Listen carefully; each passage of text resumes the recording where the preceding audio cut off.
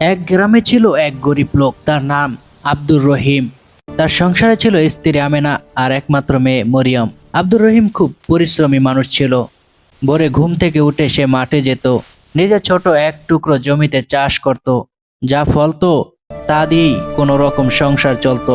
কিন্তু সেই জমির ওপর নজর পড়ল এক লুবি জমিদারের। জমিদার একদিন এসে বলল, এই জমি আমার, যদি থাকতে চাও তবে ফসলের অর্ধেক আমাকে দিতে হবে। আব্দুর রহিম কাপা কণ্ঠে বলল, সাহেব, অর্ধেক দিলে আমার মেয়েটা কি খাবে?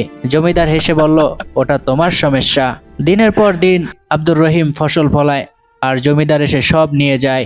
একদিন ঘরে এক মুঠো চালও রইল না। মরিয়ম ক্ষুধায় কাঁদতে কাঁদতে বলল, আব্বা, আজ কি ভাত নেই? আব্দুর রহিম আর থাকতে পারল না। সে গভীর রাতে ঘর ছেড়ে বেরিয়ে পড়ল এক অজানা গভীর জঙ্গলের দিকে। জঙ্গলের ভেতরে গিয়ে আব্দুর রহিম ক্লান্ত হয়ে বসে পড়ল। চোখ দিয়ে পানি ঝরছিল। হঠাৎ হালকা আলো জ্বলে উঠল। তার সামনে আবির্ভূত হলো এক পরী, সাদা পোশাক, মুখে শান্ত হাসি। পরী বলল, তুমি সৎ মানুষ, দুঃখে পড়েছে বলেই এখানে এসেছো। আব্দুর রহিম মাথা নিচু করে বলল, আমি কিছু চাই না। পরী তার হাতে দিল এক ছোট থলে, বলল, এতে জাদু নেই, কিন্তু এতে আছে সুযোগ।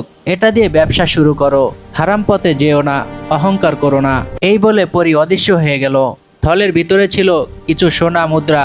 আব্দুর রহিম শহরে গিয়ে ছোট করে চালের ব্যবসা শুরু করলো।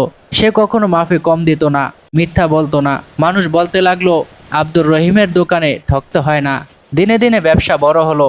এক সময় আব্দুর রহিম হয়ে উঠল বড় লোক। আব্দুর রহিম ফিরে গেল তার গ্রামে।